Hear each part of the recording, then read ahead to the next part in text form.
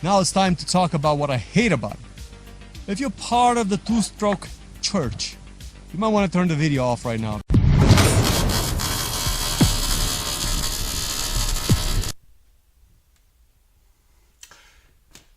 Alright, well, welcome back to the second season of my vlogs. In fact, let me still the camera on this little mount over here. Today, we have a response video. So, you're on YouTube and came across this video.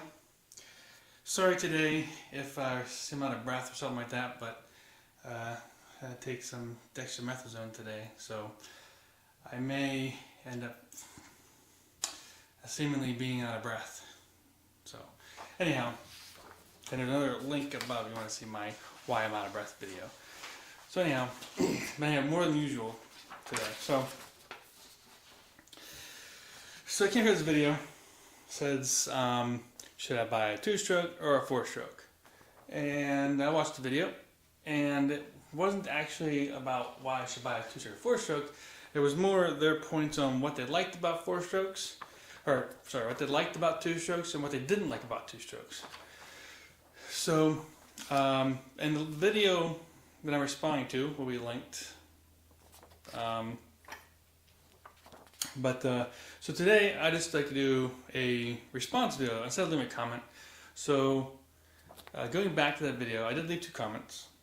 The first comment I just said there was actually a thread, and I pointed to Super Hunky's the 4-stroke fiasco. It just gives some history of what happened with the 4-stroke stuff, and it was just because that was kind of an argumentative thread. So I just left that as one comment there. I'll post a picture of that comment. But I don't want to get into any arguments 4-stroke versus 2-stroke. That's not what this video response is about. This video response will be about specifically talking about what they didn't like about 2-strokes. And the reason I'm doing this video is the other comment I left was that I don't jet my bikes, and I'll explain that in response to those other comments. But the reason I'm doing this video is just, I think that, so from what I understand of this guy's background was just that he's been riding a few years. He's known 4-strokes, and he's being kind of pressured into switching to 2-strokes, whether it's by his friends, whether it's online comments, I don't know. So he's getting this kind of pressure to switch over 2-strokes and like 2-strokes, but he doesn't really like 2-strokes, doesn't seem like. He really likes 4-strokes, and that's his preference. I have nothing to say. I have no response to that. I mean, that's his preference. That's his preference. I don't care. I mean, I'm not riding. I'm not him. I'm me. I have my own preference. He can ride whatever he wants. I'm going to ride whatever bikes I want. I'm not here to convert people to ride 2-strokes or convert people to ride Maico. I'm here to show people my bikes. And if you like Maico and you want to try them out, then that's what you do. And a lot of people have done. So, that's not my intention here. My intention is most of my target audience has always been towards people who already like Maico. Although I am happy that I have spread Maico to people who've never heard of them before. So it's a win-win both situations. So anyhow, again, I have nothing towards this guy. I don't know him. I have no ill will towards him. His video does not make me angry or anything like that. It just seems like for some things, it seems like he's trying to grasp at straws and he's trying to exaggerate some things. And so that's why I want to make a response. Because it's fine Danny not to like some of the stuff, but I think that some response does need to be made, because I think like he said, he's been using 2-stroke at this time of this video, which was 6 months ago or so, in November, end of November 2016. So he'd been only using 2-strokes for about a month. He said, I think he said so. So it seemed that his viewpoint is very narrow.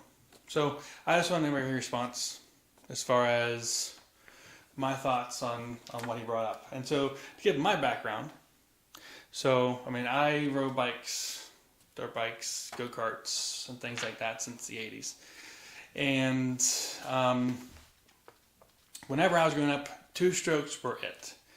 Everybody wanted a two-stroke. Everybody wanted a two-stroke racing bike. So everyone wanted, they wanted a power band. You got a bike, does that bike have a power band? Even though every single bike has a power band. In fact, every engine has a power band. A power band is nothing more than the RPM range at which the engine is operating most efficiently. It just so happens when a lot of two-strokes, the way they're tuned, when they hit the RPM range, they have a sudden jump in horsepower, and that's what you feel. That can be tuned out, though, and we'll get into that later. So, two-stroke race bikes, da-da-da. So I did also like the four-strokes. I had some. I mean, I did like, I've always been a two-stroke person. I did like some of the four-strokes. I did want some four-strokes. I mean, some of the four-strokes I had a Honda 125, 1970 SL that I found in a garage barn. And as far as dirt bikes, I think that's might be it. I mean, I used to like the XRs. I mean, some of those fold four-strokes are bulletproof. The BSAs are pretty cool. Never had one though. And so for the most part, I've mostly been into four-strokes. My side shaft engines when I was growing up for go-karts were four-strokes. Like Bridge and Stratton. Now I have a two-stroke side shaft engine, Maicos engine. But so mostly grew up on two-strokes, but they weren't all racing bikes though. So I had TS250. That's a trail bike. Didn't really have a power band hit. I had a KU100 Kawasaki. Didn't have a power band hit on that bike at all. There was no hit. So, but we'll get into that. So, and then whenever I went, I kind of stopped riding around 99, moved around, and then I got back around in 2007. I had missed this whole new generation. I had grown up with four-strokes because of the YZ400 from 1997. So, and environmental stuff and everything. So, and I rode with somebody who said, "Oh, I knew whenever I wanted to get a bike, I was getting a, four-stroke." And for me, whenever I wanted to get into bikes, I wanted to get all the old bikes I always wanted, all the 500s, CR500 and everything. And so to me, that was like an alien concept. Like, really, you want a four-stroke? That's weird. So to me, I'd missed that whole four-strokes were now the new two-stroke. I mean, it's kind of old. The old is new because prior to 1970. And there was two-strokes, and the CZ and Maicos and stuff like that were all two-strokes, stuff like that, but the Japanese were all four-stroke. And Honda went kicking and screaming to get a two-strokes in 1973. I mean, they were a die-hard four-stroke company. They never liked making two-strokes. And so the two-stroke revolution took over in the 1970s, and now it went full swing back to four-strokes. So that's neither here nor there. This video is not about four-stroke versus two-stroke. And again, this is just a response to his points from my point of view. So he has his point of view based on his personal experience from his current time with the group of people he rides with, whoever. So I just wanted to weigh in my 2 cents. These are his points he has. So we can go around here and look at all these two-stroke bikes. So another part of my background is, I collect Maicos. I got back into the dirt bikes again, and I started getting all these two-strokes, and I realized something, that CR500 was not a good trail bike. So I realized that KX500 was not a good trail bike where I rode. And so the Maicos, though, that I started collecting, were a good trail bike. And I just started liking Maicos a lot more, and so that's why I collect Maicos now. I was originally just collecting, I was trying to collect the big bore of each brand and ride it, but I got into disliking Maicos more. So now I collect Maicos. And I've rebuilt these bikes. Most of these bikes I rebuilt. I built them. Some of them I even built myself. That 660 over there.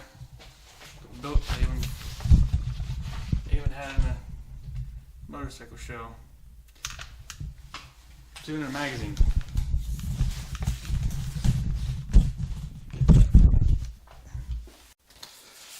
So, yeah, here's the flyer on the back, the builders, and there I am. So,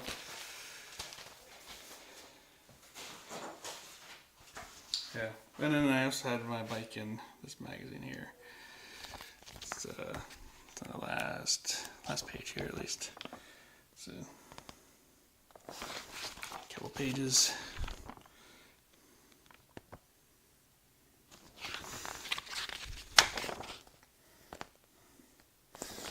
This, so I'm just giving this slight background. So yeah, I'm not professional or nothing, but I'll show you that bike. But I think it's only fair to not be, oh hey, here's a video of me responding and I'm some random guy. So here's a video of me responding and at least this is some of my background. So I have a bias towards two-strokes, especially Maicos. So now that part's out of the way, we can get into my response. And again, I do not have any specific ill will towards this guy. He has the right to his opinion, and if he likes four-strokes, then he likes four-strokes. I'm not here to change his mind even. I'm just here to give my own opinion on the points that he raised about two-strokes, and nothing more.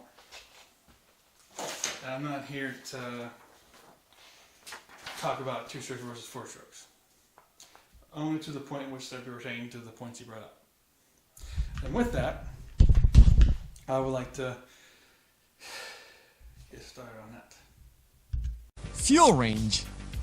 It's terrible. This motorcycle uses twice as much fuel as a four-stroke. So the fuel range is 2 times as terrible.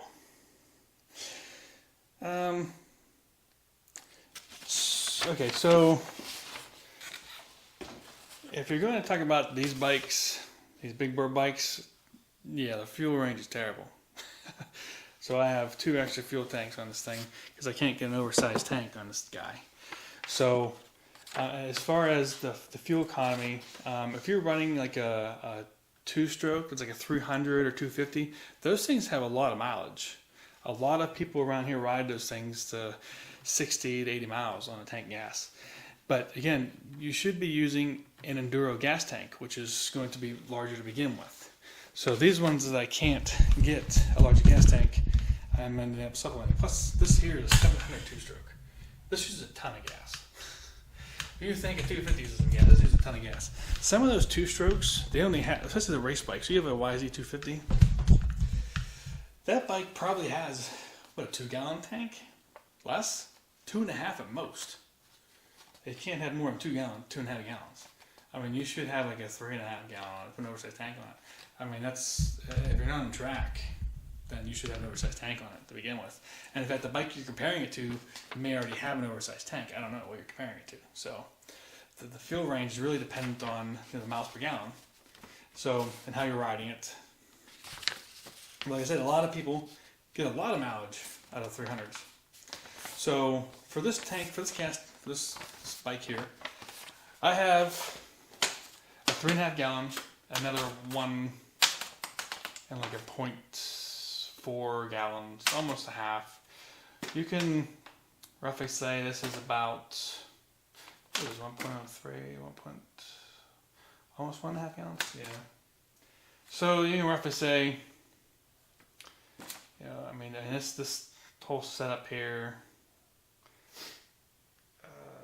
1.3 maybe, so yeah, I think it's 1.3, so it's something like almost 5 gallons. Not 5 gallons, but between 4.5 to 5 gallons, and this gets about 50 miles on that. I've run it on a poker run, 50 miles, and this is a 490, by the way, and this is an old 490. Definitely not gas efficient. It's going to leak some gas because of the vibrations coming out the carb, and you're going to lose some gas because of the inefficiency coming out the exhaust. And again, it's a 490, so not the most fuel efficient, and it gets 50 miles on 5 gallons. So we'll just round it like that. So that's about 10 miles per gallon. Okay, so you give him a 10 miles per gallon on this bike. Roughly 10 miles per gallon on this bike.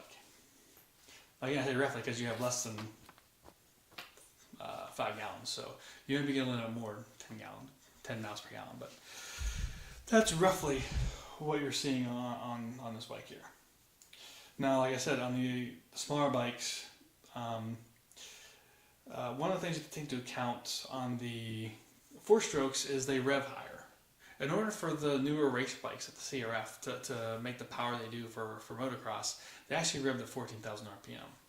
Where these bikes here, they don't rev very high. This bike probably revs 7,000, 8,000 if it's lucky. So the 2-strokes that are above 125, because 125s are high revving. But if you go to 250, it's going to maximum go to 9,000 maximum. And so you can't be, if you're riding exactly the same and in the same RPM range where they have the power, then you're not going to, you're still, if you're screaming the bike on a 2-stroke and you're at 8,000 or 9,000 RPM, but on the 4-stroke equivalent, you're at 13,000. You're doing more strokes, so you are not using twice the gas. You're using more. You're using less than twice the gas on a 2-stroke. So it'll be more than equal, but it won't be 2 times. So and again, like I said, the smaller 2-strokes do go fairly far. Again, I think that some of the problem you have is the bike is it's not set up for the woods. The pipe, even though the power when it gets on the pipe is really, really beautiful, it feels like a turbo, it feels like a switch, it feels like disconnected. It doesn't feel soft and mild and predictable. And because it's harder to use, sometimes you have it and sometimes you don't have it. 2, so power is not smooth and predictable. That's probably true in that YZ250. So all bikes can be tuned differently. Like a TZ750 2-stroke, which has 4 cylinders, 3 or 4 cylinders, I think it's 4, 4 cylinders, 2-stroke. It doesn't make any power at all on low RPM until you get like 10,000 RPM, and then it's making 150 horsepower. I mean, that bike is going to have a hard hit. It's going to be screaming, but you're going to be screaming that bike, and you're not going to be trail riding it because you'll be burned the crap out of the clutch. So bikes can be tuned for how you're going to use them. So my bikes, as I said before, I switched to bikes because these were good for enduro. These bikes are really good for enduro, and this bike here, for example, doesn't even have a heavy flywheel. So one of the easiest modifications you can do to tame an engine to make it more smooth than a 2-stroke is put a flywheel on it, flywheel weights. So, but there are bikes that are 2-strokes that have been tuned for trails that don't have the hit. TS250s, PEs, RSs. There's RSs. There was what was it? KDX, famous one. So they do have bikes like that. Nowadays bikes have KTM 300, stuff like that. But they're even smoother bikes. I mean, the Beta. If you look at Dirtbike channel, their recent review of the Beta, the stock configuration of the power valve on the Beta had absolutely no hit. He was saying it was just a tractor bike. So again, it's all about the tuning of the bike and getting the right bike. A YZ250 is a race bike. It's going to have a hit. It's not the right bike for the woods. And again, you can spend a lot of time and money porting it and doing all kind of work to try to get it like that. But if that's what you're looking for, why not just find a bike? Like some of the gases. I mean, you might have to see what kind of bike you want. So for example, these bikes here, except for the 620 that has a hit to it, 620 has a big hit to it. But even 700, these ones are all don't have a hit for the most part, unless you really want to. And if someone got on his bike and slammed down the throttle and flipped it over, but if you don't do something stupid like that and just use some throttle control, it's very smooth, very predictable power. I mean, I had people ride his bike and tell me that they were in love with that motor. They didn't like at the time I had drum brakes. I put disc on now, but they were amazed at how smooth and predictable the power delivery was on this bike and how controllable it was. So again, it's all about the bike. the different bikes have different tuning characteristics. So not all two-strokes are the same. Talking about this pipe, look how ugly it is. Like, aesthetically, these bikes are disgusting. Like, some people love this look of the pipe. For me, it just looks like somebody just lost his guts and his guts just came out. The pipe looks disgusting. Okay, well, this is a personal preference. I can't say anything about that. And again, I'm in the opposite category because I like the look of these pipes. In fact, I have the opposite effect of the. I think it looks dumb. I don't know. For some reason, it looks dumb. Those small little tiny pipes on the four strokes. So to me, it's the opposite effect. But you go on to say that they change that, so they can't change that. So let's just talk about the pipes are big because it needs to have back pressure on the engine because there's no valves.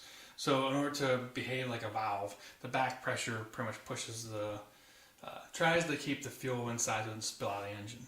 And so how you tune this really helps predict the RPM range at which this best works, and this still isn't good enough, and so you need to be more dynamic, and that's why they have the power valve that also moves according to the RPM range to help it more tune this bike so that it has smooth power and more power all over. Now, not all bikes like have power valves. This one does.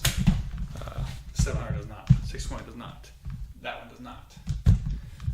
That one over there does not. This one does. Zabel does not. This one does not. That one does not.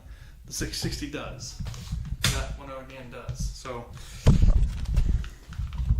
but these bikes all work fairly well even without the ones that don't have the power valve. They still work very smooth. So, but they're tuned different than the ones with the power valve. But so before they figured out. And part of it figured out was, I think it was Walter Caden, but part of the part figured this out. Before they put these pipes on two strokes, they had straight pipes. They had straight pipes like a four stroke.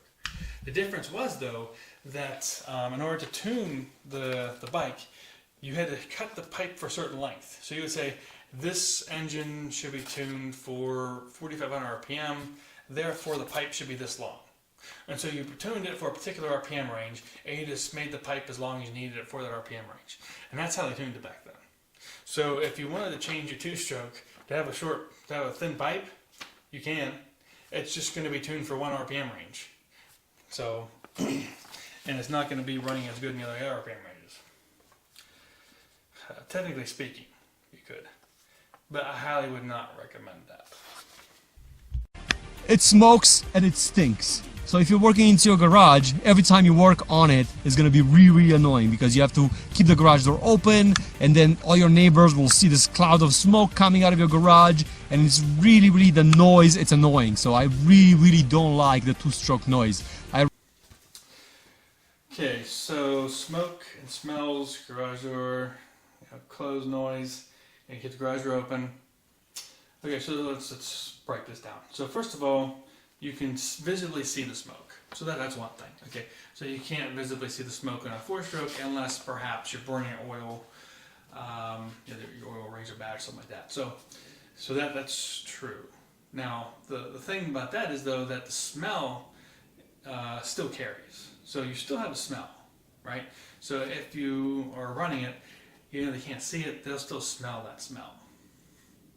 Right? I mean, four strokes still have an oily smell. They're burning something. And two, you can't keep the garage door closed with a four stroke. You still have to have the garage door open to get the smell out. I mean, both of those smells can kill you. They're both deadly gases. So I don't understand that point about how to open the garage door for a two stroke. If you're working on it, you have to open it for a four stroke. If you're running a bike. I mean, even just the gasoline sitting in these tanks has a smell that comes off of it. I mean, all the chemicals you're storing. I mean, if you're storing a whole bunch of chemicals in your garage in a tight space, I mean, I have a big fan here for me, but I mean, you're storing a whole bunch of chemicals. They're all giving off stuff. I mean, this stuff can kill you. So think that pertains just to two-strokes. The noise, I mean, as far as you liking or not liking a noise, it's a matter of preference, and all the bikes have different characteristics. These bikes are loud as hell that I have, but so some bikes, the newer four-strokes, they have more deeper noise, and it carries further. And so there have been motorcycle tracks that have had to close down because of noise whenever the four-strokes came along, because the four-stroke noise is a deeper noise and it's louder and it carries further. These ones are deep, loud, but typically people aren't racing a 660 at the motocross track unless you're doing sidecar racing. So the noise for the 125s is more of a high-pitched noise. It doesn't carry far. It's more treble, right?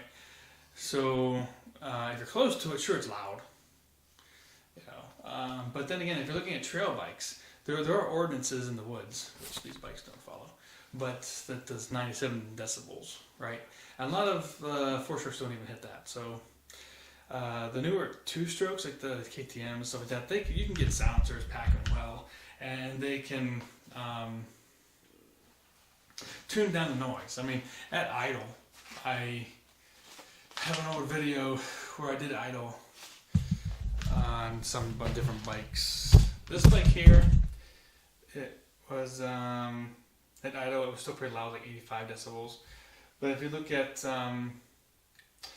like the KTM 300s, this is 2009, so they're probably better now, but some bikes are real quiet.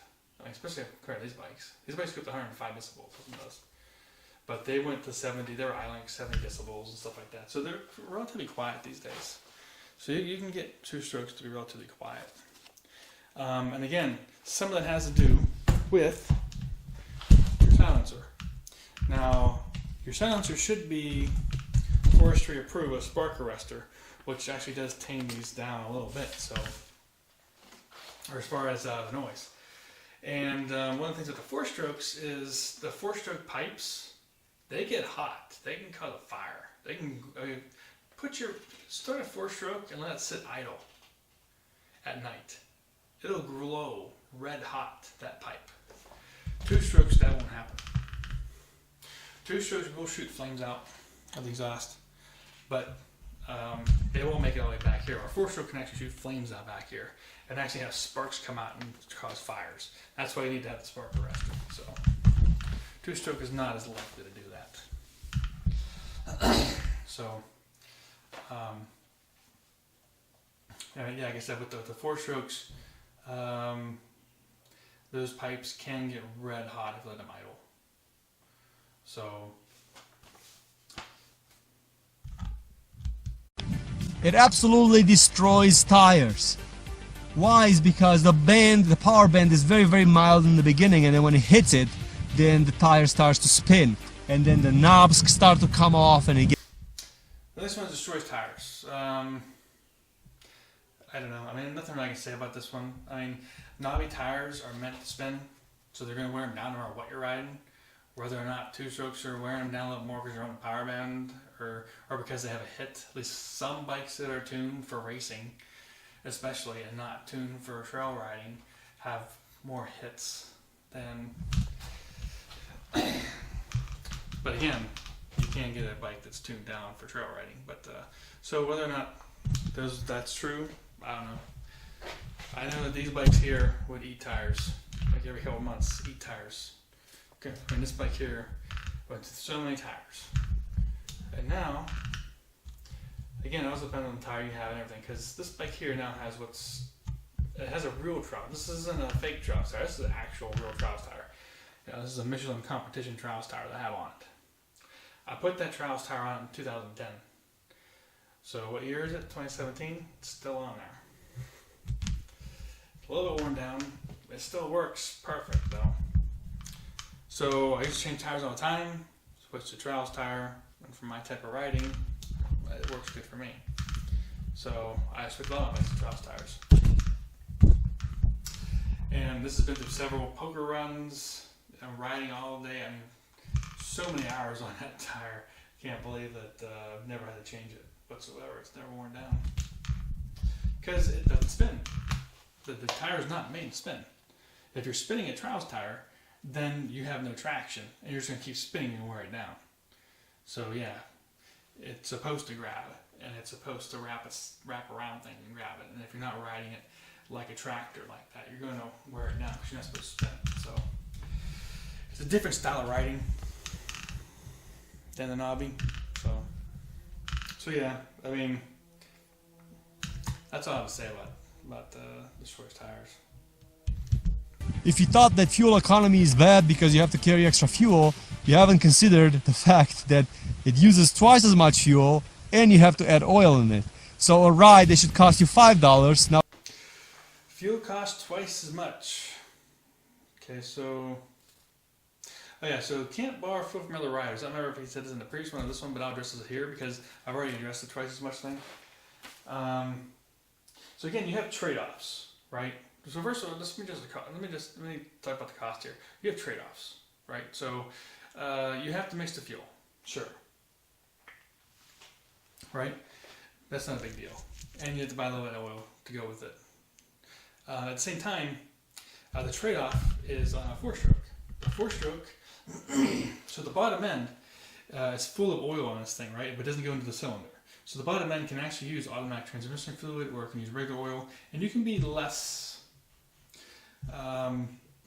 You don't have to change it every ride. You don't have to change it so often because it's not going on a cylinder. You're just going into gears.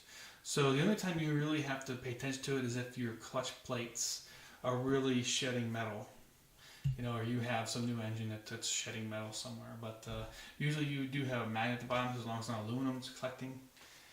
So you can be less strict about changing your oil. You have to be more strict about changing your oil on a four-stroke because you also have the oil filter to change, so that's a cost, and you have to make sure you change the oil on a regular basis because it will ruin your cylinder, right? Because it's oil in your cylinder. So you do have that extra thing there that you're missing on two-stroke because two-stroke you're mixing it in the gas. So you have trade-off. So that one there I don't see as a problem. I see it as a trade-off because you're trading off one cost for a different cost. Trading off the cost of an oil filter, which needs to be changed more often, and the bottom end oil, which needs to be changed more often than the two-stroke would have to. And there's no oil filter on two-stroke. So, second thing is about not carrying enough gas. So, well, like I said, there's options you have, like I do. I mean, I have to worry about that more than other people probably do because I have 500s here, So I worry about more, and I'm more cautious about planning and looking at my gas to make sure I have enough. So, but again, if they have 300 or 250, people don't worry about it.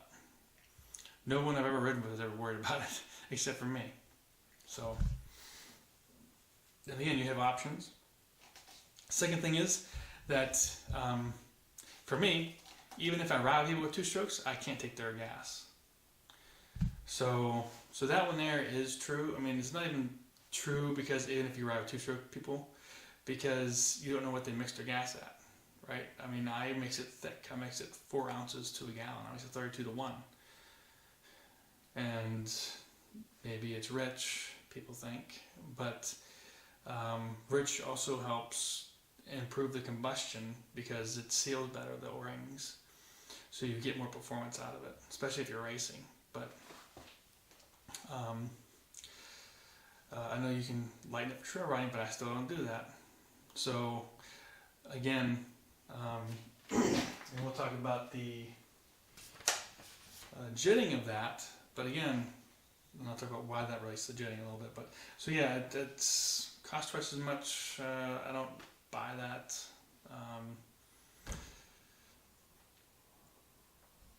Just because, I mean, I'd have to go in and calculate how often you would change the bottom end oil versus the air filter on the 4-stroke and see that, and see what the actual cost is and what bike you're talking about and how much gas and everything and what oil you're buying. So, and again, these are recreational vehicles. So this isn't your commute to work vehicle. So you're spending, to begin with, you're spending extra money. And so If you think that, you know, a few dollars here and there is causing a problem, because I don't think it's going to be that much of a difference. But let's say there is a little bit more difference. I don't think it's twice as much, but let's say it's a little bit of a difference. Again, it is a recreational vehicle. You're not getting it to work, so you just assume you're taking on some extra cost to do this hobby. So Every so many hours you need a new piston, which usually about 100, 150 people say. That's $150. new pistons. This piston has been here since 2010. And it's got a lot of hours on it. Again, slow revving, and I use a lot of oil. Things that it can help so that you don't have to do that is taking care of the bike, right? I mean, this bike has no less performance than it did in 2010. I've had no issues with this. These bigger bore, the bigger the bore, the more you can go without, unless you're racing it, of course. Racing people are strict about changing pistons and stuff like that, you know. But if you're not racing it really, you're just trail riding, and you don't really have to change the piston that much on the bigger bores. The smaller bores, the piston stuff wear out quicker. As far as 80 hour, 130 hours, it depends on the bike. I mean, it depends on what the bike, what you're doing to it, and what your oil ratio is, and everything like that, or the rings are, how thick they are. A lot of different things that go into that, so I can't specify exactly, yes, it's 130 hours. I have no idea. And some people go 400 hours before they change. And again, these are small off-road engines, so they're not meant, a lot of these engines are not meant to last forever. If you want something that lasts forever, then yeah, some of the older, and I repeat that, the older four-strokes, like the XRs, stuff like that, they were bulletproof and they lasted forever. And again, because they didn't have high RPMs. The newer two-strokes have high RPMs. So let's go to Honda's website here and see a CRF. CRF says you should change your piston every 15 hours. And I've also heard that even if you're trail riding, you should change it every 30 hours. And I've heard that they can have no warning, and these pistons can just flip over in the bore because they're so thin. So, yeah, and you have to check the valves, and so there's more than that just to check, and you can have problems with all that stuff. And you have more components, and they're moving faster. So you have more components that are moving faster, right? If you want something to last, you usually want to have less components and moving slower, and that's why these big bores last a little bit longer, because they have less components, and they usually don't have to rev them as high. So again, the 300 KTM 300s, they rev low, but people are still probably revving them higher than these bikes. So again, 300 hours, people. I mean, just so you know, some of these big bores when I bought them were on the original piston. Some weren't. Some people who raced them definitely didn't. But some bikes that I bought here that weren't raced, they were on the original bore and piston from 30 years ago, and they were still rideable. So they last for a long time. They can last for a long time. So, but again, the smaller bores, the only ones I've ever had to change a lot more frequently were the smaller bores, like my TS250. Had to change it every couple of years. But I rode the crap out of it too. So again, the manuals for the four-strokes are not letting you guys off easy as far as changing the maintenance for the ones that are real competition bikes, the modern style four-strokes, which are the ones that I'm always talking about. I'm never talking about the older four-strokes. So the modern four-strokes do say you have to change them pistons very often. So, and they say people have flipped them over without warning, and it blows up their engine. And so that's what a lot of the four-stroke blowing up is people not following that 15-hour maintenance. So yeah, to complain about 150 hours whenever those other bikes are saying you better change them every 15 hours. Okay, so that's completely different. So, and again, those pistons, they will flip over. Setting. for the carburetor. It's the most annoying thing about this bike and about most of the two-strokes. There are available carburetors that have kind of like a self-jetting. Electron is one that's coming to my mind right now. Why is jetting important? Is these bikes run too lean, they blow themselves to pieces up at 11,000 feet because you're never going to be jetted right.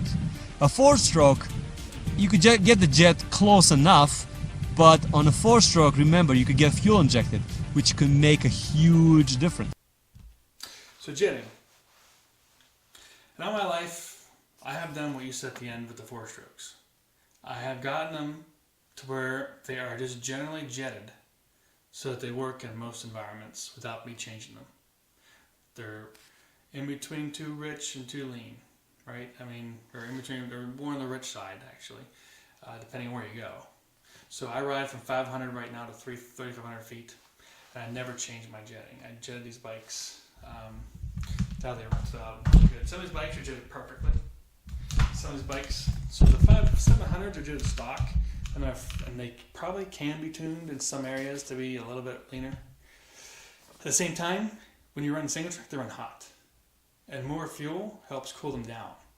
So, and I have no problem with it. The only problem is, and that happens with most big bores, is if you're trail riding at a low RPM, it loads up, and you don't notice it until you try to scream it. But then after a couple gears, it clears up, and you're screaming it all the time, and that's fine. So, the trade-off.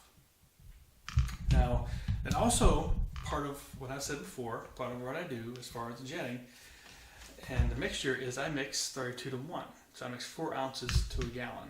And that also helps compensate for some of this lean-rich situations, right? So you jet it to where, you know, you're generally working well in most environments. You know, I'm not tuning for a particular altitude or anything. I'm not that strict about it. So as far as it being hard and all this preparation work, leave the garage, it's fairly easy. I have a container.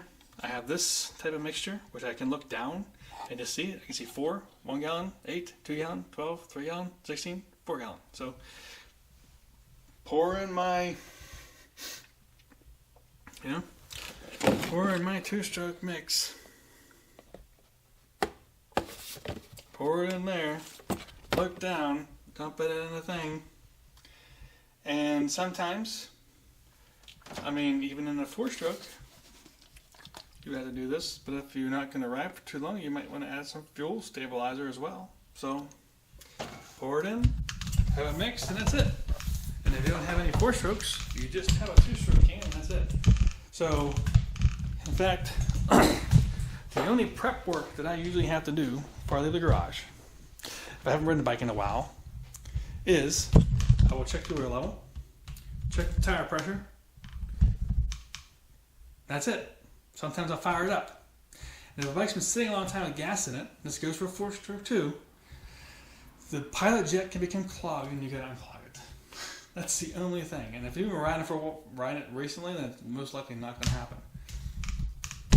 So this bike I haven't ridden in a little while since I've been riding this bike a lot more lately. So, but I probably can pull it out of the garage right now and store it up. No prep. I mean, as long as you're on top of most of your maintenance we need to be, I mean, I don't really have any prep. I just take a bike, and that's the prep I usually do. Check the oil, check the bottom end oil, make sure it's level. And maybe change spark plug or not. Again, people always cry about changing spark plugs. So, I mean, as long as it's not fouling every ride, who cares? If you think you need to change it every couple rides, or so, a lot cheaper than top end. And mine will last a while. So, I mean, this bike here, I thought I had to change it, but I didn't really have to. But I changed it after 2 years. So, changed the plug. That bike there, a little bit more strict about changing. Maybe like 6 rides or so, it may want to change. I don't remember if that was before I rebuilt it because it was doing it a lot more because it had a bad crank seal and leaking oil into the crankcase before I rebuilt it in 2010. it was doing it a lot, but I don't remember doing it after that. So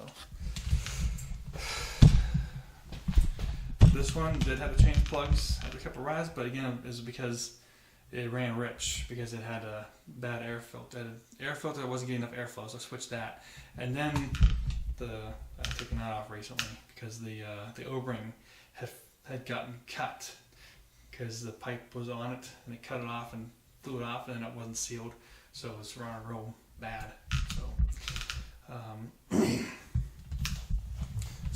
But otherwise, I usually don't change plugs. Some of these bikes go years without changing plugs. So, and again, like I said, I run them at 32-to-1.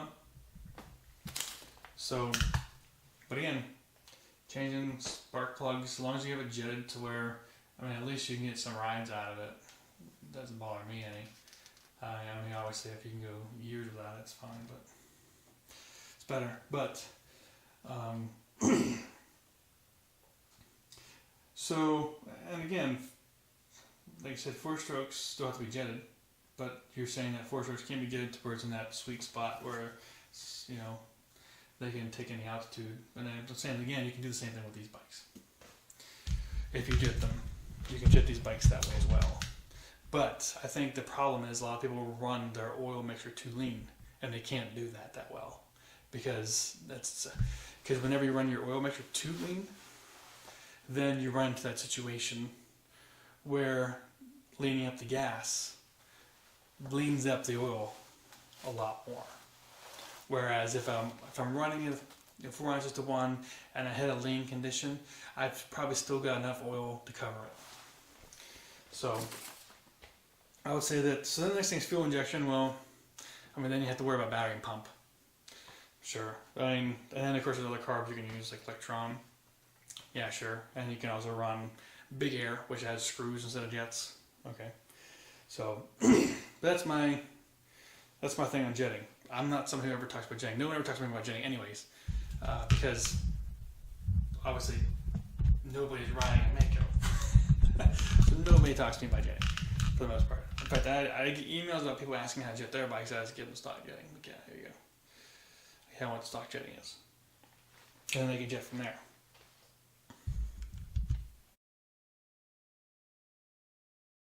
This bike was sold to me by my friend, saying that this is a bike that is easy to work on. And what easy to work on means is that you have 2 screwdrivers, you put them together, and then you go riding. The preparations to get this bike out of your garage, they're absolutely extreme, because what happens is that before you take this bike out of the garage, you have to mix the fuel, you have to get the proper combination of fuel and air mixture, and then you have to have all this kind of jets that you have your... Okay, not easy to work on. For the most part, majority of the work on a 2-stroke than a 4-stroke is the same, right? They both have front tires, front brakes. They both have rear tires, rear brakes. They both have gas tanks. They both have carburetors, or they have the fuel injection. They have front sprocket chains. I mean, the only thing that people were talking about, at least whenever I say it, that's easy to work on. In fact, I'm going to show you an engine that's easier to work on. This one. So, the only thing that's easy to work on in a 2-stroke is there's no timing chain. So if I want to take the top end, I'll do pistons real quick. Cut bolts off, piston, done. That's what we're talking about when we say that a bike is easy to work on. Now if you notice this bike here, it's even easier to work on. So a lot of times that whenever you want to change the top end of a bike, the carburetor comes out of the cylinder. And so you have to take off the carburetor, take out the reeds, and take out the cylinder. Look, the cylinder on this bike's in the case. So all you have to do is pop off the cylinder, pop the head. Very easy to work on this bike. Whenever you're talking about changing the top end, and that's what people are usually talking about as far as being easy to work on. It's the fact that you don't have a timing chain. So if you're going to have a bike that needs a lot of maintenance, as we saw in the Honda shop, you need to take up top end every 15 hours. So you have a much easier situation here. Again, this bike here is very easy. I mean, look at this. There's no there's no port right here. It's all in the case. It's in the cases. So pop off the top end, pop off the cylinder. Don't even take the carb off. Done. I mean, obviously, this is a racing engine, so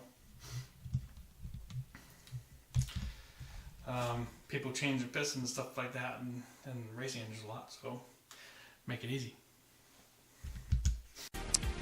Stay away from two strokes. Old technology, too needy. Get a Two strokes are old technology. Okay, so for this one here, I just wanted to state a couple things. The first thing is that 4 strokes and 2 strokes are both old technology. The 4-stroke was patented in, 1861? And then the 2-stroke is patented in, 1881? The O2 engine was developed somewhere around 1881. 2-stroke, same, so they're almost identically, pretty much around the same time. The combustion engine itself, is, over 100 years old. So they are both old technologies.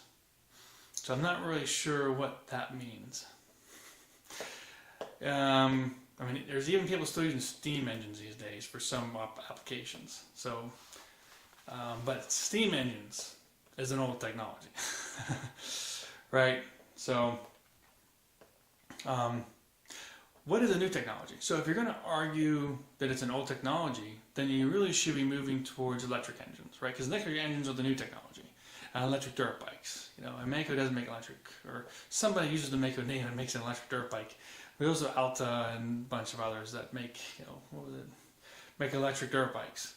So electric dirt bikes, of course you have the problem of the range and stuff like that, and the fact that you can't carry an extra battery on it because it's heavy as crap. But so old technology is not really an argument against something if something is useful, right? So the merit of something is measured by how useful it is, right? There's a lot of old technologies around that are still useful because they haven't been completely 100% replaced by something else. So electric engines are what's trying to replace the combustion engine. So we're going to hybrids and stuff like that. So to say that it's old technology means that you want an electric engine because 4-strokes are also old technology. So 4-stroke. It's cleaner, it's better for the environment, it has the Okay, so the next argument he has is about the environment, and this is true. 2 strokes are more pollutant than 4 strokes. That's just true, and not only are they more pollutant as far as the gases, but they also expel some of their gas, some of their fuel itself into the air, into the environment whenever they run.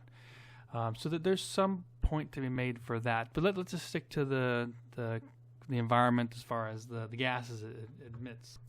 And as you can see here, we have the breakdown of global warming or greenhouse gas emissions, and what you can see here is transportation is 27%, and most of transportation includes over half of it is emissions from mostly passenger cars, light-duty vehicles, sport vehicles, stuff like that. And then other sources include freight trucks. They don't specifically mention recreational vehicles here. So what we want to do is go directly onto the transportation report itself and take a look at that. Because while it is true that, that there is a cost for the pollutants of the 2-stroke, what is the difference between 2-stroke and 4-stroke, right? That's the first thing. Second thing is, what if you're not using this vehicle for main transportation, then it's not really that big a contributor. And if your main concern is the environment, then there's other steps you can take that are beyond this. And first and foremost, more important than this, because they contribute more to greenhouse gases than this. So here is an actual report of some of the breakdown of transportation, and you can see here this is the overall breakdown again, very similar to the last one we saw. There is a furthermore breakdown in this. If we go down further, we can see greenhouse gases for transportation, and if we look down at the bottom here, we have motorcycles as 0.1%, but this isn't two strokes or four strokes directly. It's transportation road motorcycles. So road motorcycles themselves, which are going to make up more than recreational because you're going to use it more for more work, more hours on the road, more transportation. So the amount of, if you're looking, especially if you're just switching from a two-stroke to a four-stroke, the amount you're reducing.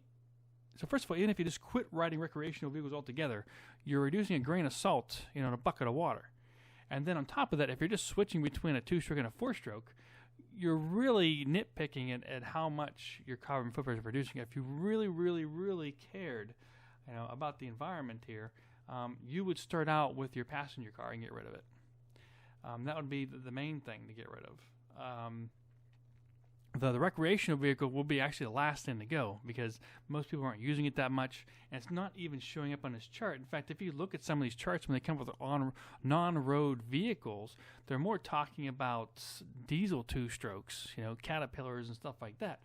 And even furthermore, just going vegetarian. I mean, that in itself will reduce your carbon footprint even more. So to start to argue that you should switch from two-stroke to four-stroke and accumulate the same amount of time recreational is such a starter as far as actually contributing to the environment. You might as well just not do nothing because you're not really making a dent. I mean, that in itself, switching from two-stroke to four-stroke is not really making a dent. In fact, you can prove this because they forced everybody in the late 2000s to switch to four-strokes, and more people switched to four-stroke dirt bikes, yet the carbon footprint keeps going up. It's not recreational vehicles that are causing this problem. In fact, the only recreational vehicles they have on here that more people probably have than dirt bikes will be recreational boats, and that's on this list here. Recreational boats do contribute a bunch. But they don't have recreational two-strokes as its own category on this thing.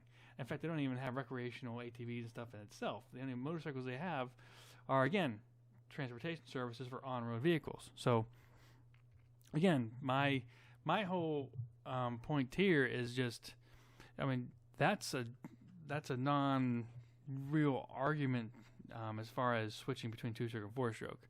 If you're still going to ride a recreational, you're still going to contribute that percentage. Now that percentage may be a little bit smaller, but still it's not going to have any effect whatsoever on this at all. Because if you eliminated all of recreational vehicles, it doesn't look like it's going to make any dent in this thing.